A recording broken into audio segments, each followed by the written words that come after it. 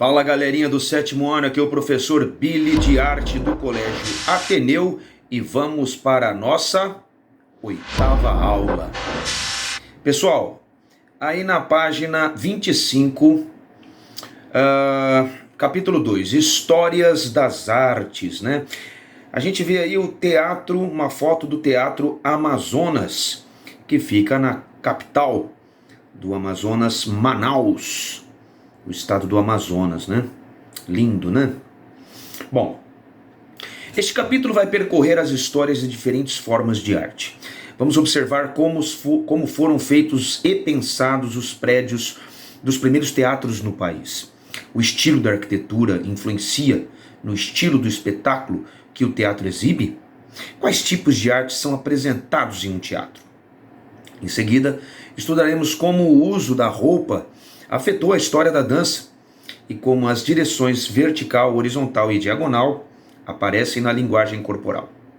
Como o uso do espaço transmite ideias artisticamente. O movimento nas telas e a origem no cinema, bem como uma técnica de animação, também serão abordados neste capítulo. Por fim, o objeto de estudo será o samba, um ritmo nacional representante do Brasil em todo o mundo. Grandes teatros brasileiros. Bom, no Brasil, o teatro, como conhecemos hoje, começou a surgir oficialmente em meados do século XIX, de 1801 até 1900. Elementos cênicos, representações e apresentações estavam presentes nas culturas de diversos povos indígenas antes da chegada dos europeus. Durante a colonização, exercícios teatrais eram utilizados com fins educacionais e pedagógicos, de forma rústica e amadora. Essas experiências eram simples, mas impulsionaram a formação do teatro brasileiro. Você já visitou algum teatro? O que diferencia um teatro de outros espaços culturais? Onde fica o teatro mais próximo da sua casa? Já viu grupos de teatro de rua? Se sim, como eram? Bom, fica aí as perguntas no ar para a gente refletir. Estilos e fundações. Muito bem. Os prédios teatrais começaram a ser edificados no Brasil a partir do século XVIII. Tá? Vai de 1701 até 1800. A Casa da Ópera de Vila Rica foi a primeira construção desse tipo em toda a América do Sul. 4 estilos arquitetônicos são predominantes nestes prédios. O estilo luso brasileiro, né, português e brasileiro, o neoclássico, que é um novo clássico, o eclético, né, é híbrido, tem vários tipos de arquiteturas, e os teatros jardim, tá? Que tem realmente jardim nos teatros, tá bom? Estilo luso brasileiro, vamos ver. Ó, esse aqui é a Casa da Ópera de Vila Rica, tá? Casa da Ópera de Vila Rica, que a gente estava dizendo agora há pouco, que foi a primeira construção desse tipo em toda a América do Sul. Olha só a foto. Fica em Ouro Preto, na cidade de Ouro Preto, em Minas Gerais, tá? Agora, olha a fachada do Teatro Municipal de Ouro Preto, né? Bom, o Teatro Municipal, a Casa da Ópera, né? Foi fundada em 1770. Hoje se chama Teatro Municipal de Ouro Preto. A arquitetura mistura elementos neoclássicos, barrocos e medievais. A fachada é simples, né, como a gente pode ver, e os detalhes estão no interior do prédio, quer dizer, a decoração mais rebuscada está no interior do teatro. É um bem tombado pelo Instituto do Patrimônio Histórico e Artístico Nacional, o IPAM. Tá? Agora vamos ver o estilo neoclássico. para representar o estilo neoclássico, a gente tem o Teatro Arthur Azevedo, tá? Que fica em São Luís, capital do estado do Maranhão. Tá aí a foto. Bom, só para a gente contextualizar, o Arthur Azevedo, na verdade ele chamava-se Arthur Nabantino Gonçalves de Azevedo, ele foi um grande dramaturgo. Tá? Um grande dramaturgo. Que o dramaturgo é aquele que cria, elabora um texto com o objetivo de transportá-lo para os palcos, né? Um texto teatral. Mas ele foi poeta também, contista, né? Que criava contos, prosador, tá? Que criava prosas, né? Que é um gênero de texto escrito. Ele era comediógrafo que usava comédia, o humor nas artes cênicas. Ele era um crítico de arte, né? Era jornalista, tá? E ao lado do seu irmão, o escritor Aloísio Azevedo, um pouco mais conhecido que ele, chamado Aloísio Tancredo Gonçalves de Azevedo, que foi um grande romancista, né? Enfim, diplomata, jornalista, desenhista, pintor, quer dizer, um grande representante das artes. Ele foi um dos fundadores da Academia Brasileira de Letras, tá? A gente vai ver um pouquinho depois, falar um pouquinho sobre ele, mas enfim, o Teatro Arthur Azevedo, lá em São Luís do Maranhão, foi construído, lógico, em São Luís do Maranhão, em 1817, e foi o quarto teatro a ser construído na cidade, mas nenhum tinha o seu tamanho, o seu requinte e o seu conforto. Seu primeiro nome foi Teatro União. Em 1852 passou a se chamar Teatro São Luís. E a mudança para o nome atual aconteceu na década de 1920. É o único exemplar do estilo neoclássico na capital maranhense, na capital do Maranhão. Tá? Depois nós temos o Teatro Santa Isabel, tá? Que é localizado na capital de Pernambuco, Recife, e foi inaugurado em 1850. Foi tombado pelo IPAM também, e em 31 de outubro de 1949. Sua inauguração homenageava a Princesa Isabel, né? Princesa brasileira, que assinou a abolição da escravatura. Desde a fundação, recebeu espetáculos de balé, dramas, concertos, óperas, comédias e solenidades. O prédio é também a sede da Orquestra Sinfônica do Recife. Olha a foto aí, que lindo. E agora vamos falar sobre o Teatro Amazonas, que começou a ser construído no ano de 1884 na cidade de Manaus, capital do Amazonas, e foi inaugurado em 1896. O avanço econômico da região durante o ciclo da borracha propiciou a construção do teatro. Ele foi feito para todos os tipos de espetáculo. O teatro é também um museu. O espaço possibilita o acesso a um acervo artístico e a sua história. É enorme o teatro, né? Muito grande. Bom, dentro do estilo eclético agora, nós temos o Teatro Municipal do Rio de Janeiro, tá? Que foi idealizado ainda no século XIX, tá? De 1801 até 1900. E o projeto ganhou força graças ao empenho do dramaturgo Arthur Azevedo, como a gente já tinha falado antes. Então ele começou a ser erguido em 1905 e foi inaugurado em 1909. Tinha capacidade para 1.730 pessoas, 1.730 espectadores.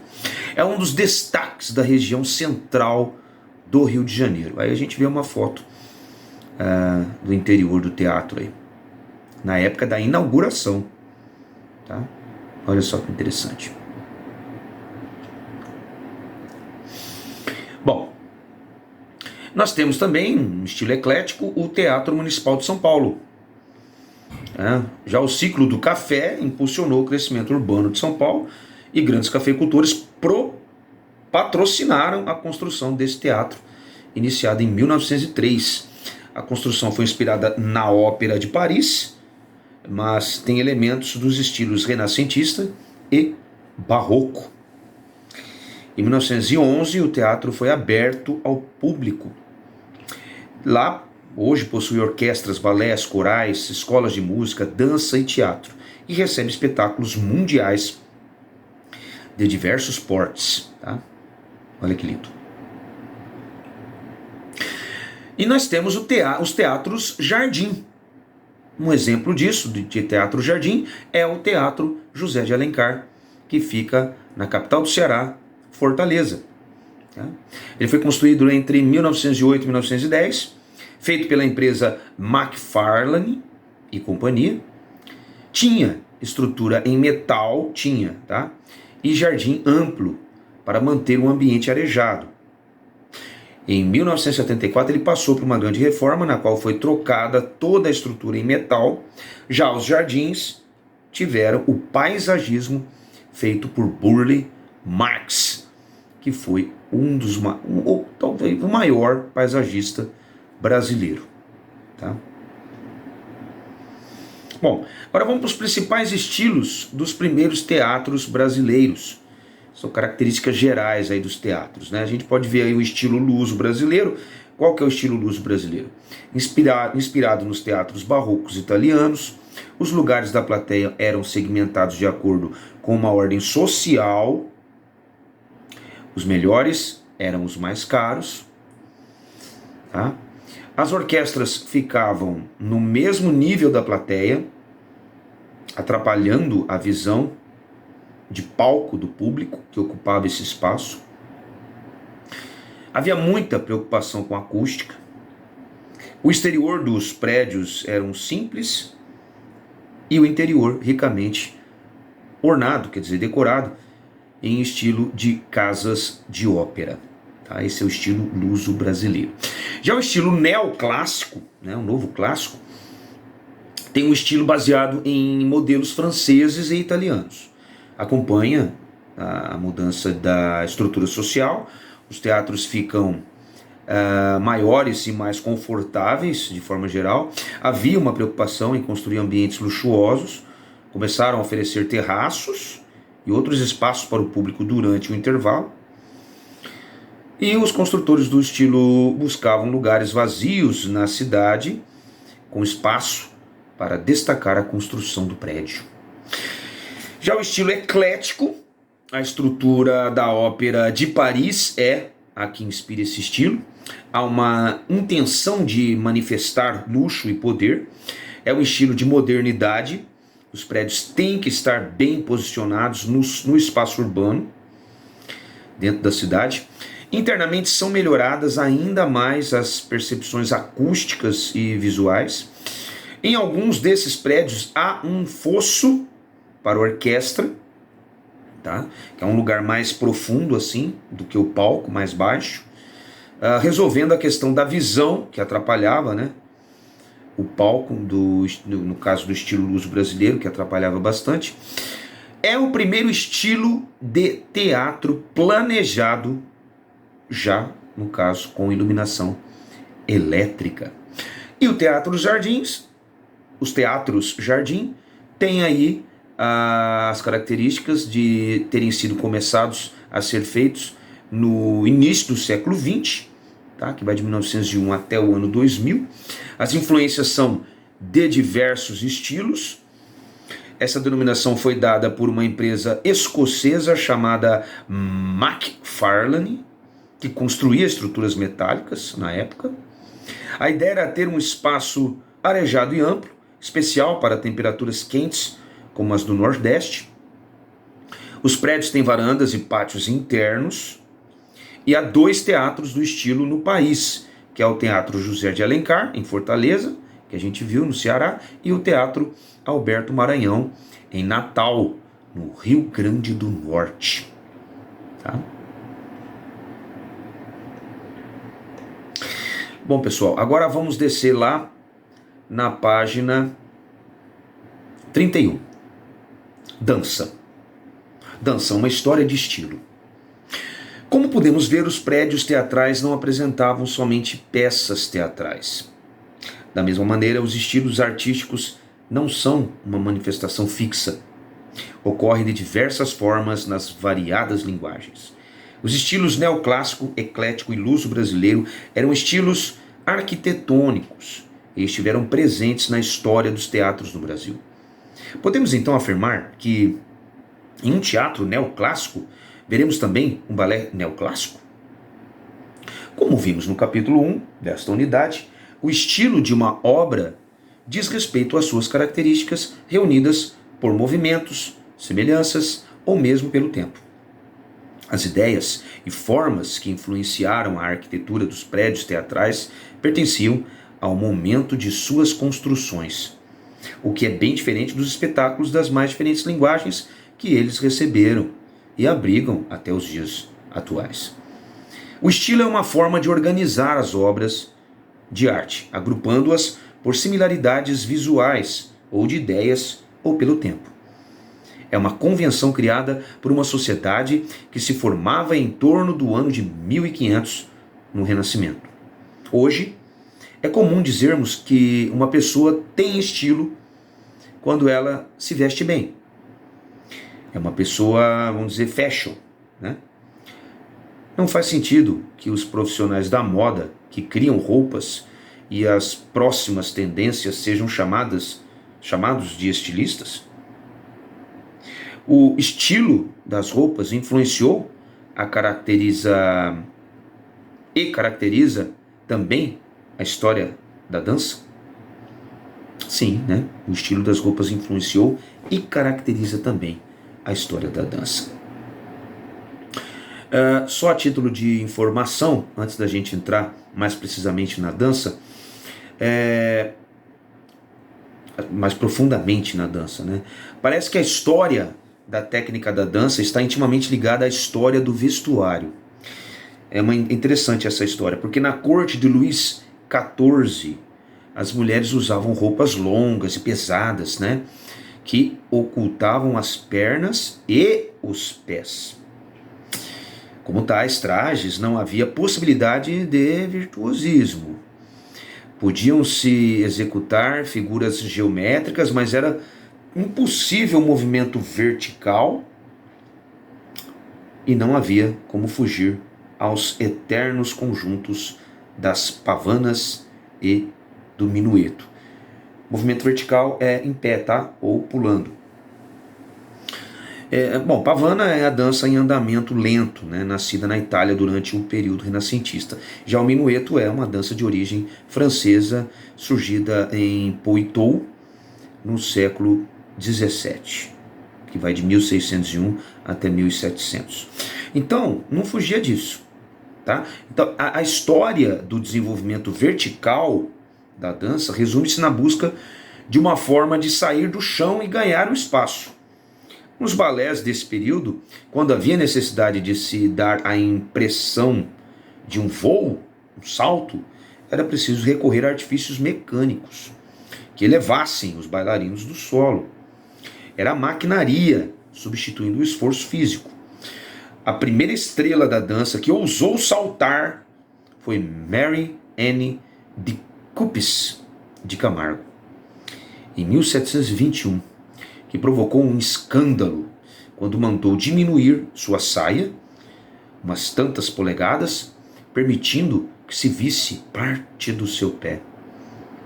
Olha que loucura. O pintor Lancret retratou-a numa pintura por sua época, e nesse quadro podemos ver a enorme saia balão sob a qual aparecem dois pés delicados.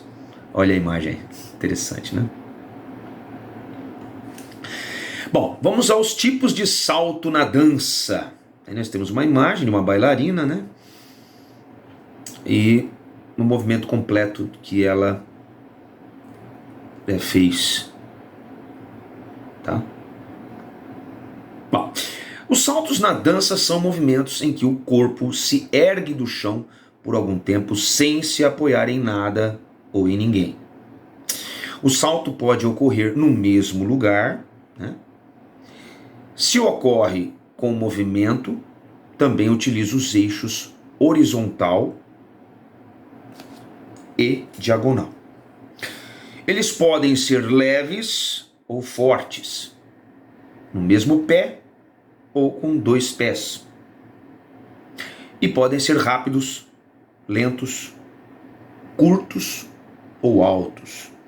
Bom, o bailarino ainda pode girar no próprio eixo ou girar e se movimentar horizontalmente, como é o caso da imagem que a gente viu ali anteriormente.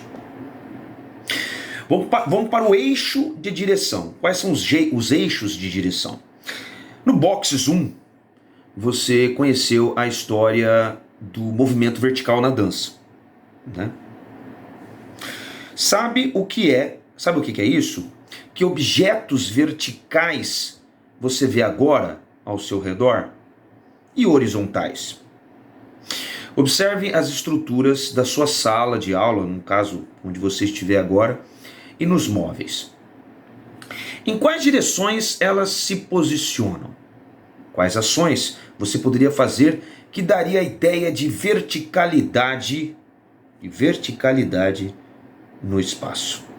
Bom, então são 3 eixos de direção que existem: a vertical, no caso, em pé, a horizontal, que é deitado, e a diagonal, que é na transversal, né? Na dança, a verticalidade é expressada no salto, em movimento que ergue o dançarino. No caso da bailarina Mary Anne de Cupes de Camargo, citada no box 1, apenas alguns centímetros tirados da saia possibilitaram novos movimentos. Nos balés e companhias de dança modernos e contemporâneos, o figurino é tão variado quanto possível. Muitas vezes, o figurino é feito para possibilitar movimentos corporais, explorar efeitos visuais e transmitir ideias. O movimento nas telas, no caso do cinema mudo. Na dança, no teatro ou nas artes visuais, o eixo diagonal geralmente se relaciona ao movimento. Ele nos dá uma sensação de dinamismo, mesmo em uma pintura, que de fato não se move. No cinema, a projeção de fotografias em sequência, chamadas de fotogramas, mostradas em certa velocidade, propicia um fenômeno óptico que produz a ilusão de movimento. Esse fenômeno se chama persistência da visão e ocorre quando uma imagem permanece durante um curto espaço de tempo na nossa retina. Assim, diante de uma sequência de imagens em determinada velocidade, temos a impressão de que elas se movem, tornando-se animadas. Como é um vídeo, né? Qualquer vídeo, então, precisa ter essa persistência da visão, essa ilusão de ótica para que o vídeo aconteça. Tá? Só uma explicação básica aí. Para a gente se aprofundar, os irmãos Lumière, né? Que é o Auguste e o Louis Lumière, ficaram conhecidos como os pais do cinema. Já havia fotografia naquela época, né? E muitos ateliês exibiam as imagens em dispositivos de projeção, né? O cinematógrafo foi criado por Leon Beaulieu, que trabalhava para os irmãos, mas foram eles, os irmãos, que patentearam a invenção. A primeira sessão do cinematógrafo Lumière teve apenas 33 espectadores. A exibição tinha cerca de 20 minutos e apresentava uma coletânea de pequenos filmes. Um dos mais conhecidos mostrava a chegada de um trem na estação em Marsella. Os passageiros desembarcando, depois se apressando diante da sua partida. Durava menos de 50 segundos. Aos poucos, o cinematógrafo foi fazendo muito sucesso e viajou por toda a Europa. Muitas pessoas se admiraram e se espantaram com aquele realismo todo, né? Em 1896, sob grande expectativa, Auguste e Louis Lumière aumentaram suas estruturas, né? E enviaram uma equipe para os Estados Unidos. Apesar de os irmãos Lumière terem sido os primeiros a exibir um filme a invenção do cinetoscópio, que permitia a projeção de imagens em sequência, por Thomas Edison, nos Estados Unidos, ocorreu alguns anos antes. Nesse sentido, existe uma disputa aí, patenteal, né, sobre quem inventou, na verdade, o cinema. Tá? Aí nessa imagem a gente vê uma fotografia, né, de um cinetoscópio sendo operado por um funcionário de Thomas Edison. Tá? Então, o cinetoscópio foi o primeiro aparelho a exibir imagens em movimento utilizando um filme flexível. Bom, dois inventores registraram e reivindicaram sua patente, né, para ver quem foi realmente o inventor. O francês Louis Lepince e o estadunidense, que nasceu nos Estados Unidos, Thomas Edison. Ambos no ano de 1889. William Lowry Dixon, que trabalhou com Edison, desenvolveu a máquina entre 1889 e 1892. Foi projetado para ser utilizado por um observador por vez. A sequência tinha um movimento possibilitado pela perfuração lateral dos filmes fotográficos que giravam em looping, quer dizer, ia e voltava, né? A primeira sessão aconteceu em 1893 no Instituto de Artes e Ciência de Brooklyn. E a gente pode ver esses furinhos que a gente estava falando nas laterais, que possibilitaram o movimento das imagens. Bom, vamos para o samba, um ritmo brasileiro. O samba é um estilo legitimamente brasileiro, tá? Formou-se com heranças de três braços culturais que viemos estudando aqui: indígena, africano e europeu. Tá? Juntou esses três, criou o samba. E de outros, no caso, o pandeiro, por exemplo, teve origem árabe. O registro da primeira menção ao nome samba foi em 1838. Até então, todos os ritmos tocados nas comunidades afrodescendentes, em festejos ou encontros informais, eram chamados de batuques. Essa palavra era comum entre os primeiros viajantes estrangeiros nos períodos coloniais. Um dos vários ritmos que influenciaram a formação do samba é o lundu. Na época em que foi criado, foi também comparado ao maxixe e ao tango. O lundu foi trazido ao país pelos africanos, do povo banto, habitantes das regiões de Angola e do Congo. No século XIX, né, que vai de 1801 até 1900, o ritmo passou a ser chamado de lundu canção e era tocado nos salões do Império. Era tocado dos salões do Império aos bares populares. Então, atingia todas as classes sociais. O lundu canção foi o primeiro ritmo a ser gravado no Brasil. As modinhas eram outro ritmo, anterior ao samba, muito populares também. Tá? Bom, então vamos aos tipos de samba. Então nós temos lá na pirâmide o samba, tá? E do samba ramificaram outros tipos de samba. Então, do samba se ramificou o samba break, do samba break a bossa nova, da bossa nova o partido alto. O samba canção deu origem ao samba enredo e o samba reggae. E o samba de roda deu origem ao samba rock e o pagode atualmente. Tá?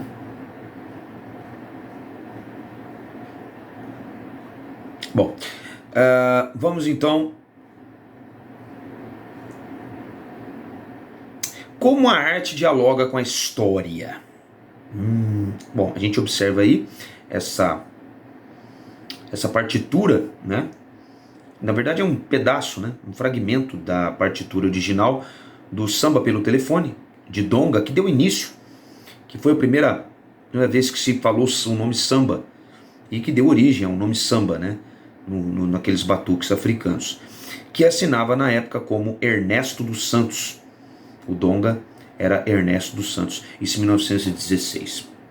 Bom, Nesta unidade, direcionamos o olhar para o passado. No capítulo 1, percorremos parte da história da arte brasileira, a partir das heranças culturais indígenas, africanas e europeias, a arte pré-colombiana, as contribuições dos africanos e dos europeus, que se estabeleceram com a fundação da Academia Imperial de Belas Artes. Em 1816, traçaram um caminho até aqui. No capítulo 2, a história continuou pelos grandes teatros do país, vimos quais eram os seus estilos e como era a vida cultural do início dos tempos modernos. Na dança, o movimento e o estilo foram estudados como elementos de transformação de uma linguagem.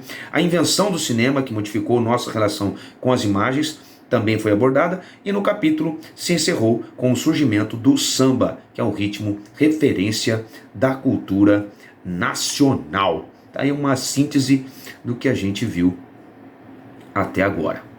Tá bom? Pessoal, por hoje é só. Até a próxima aula. Valeu!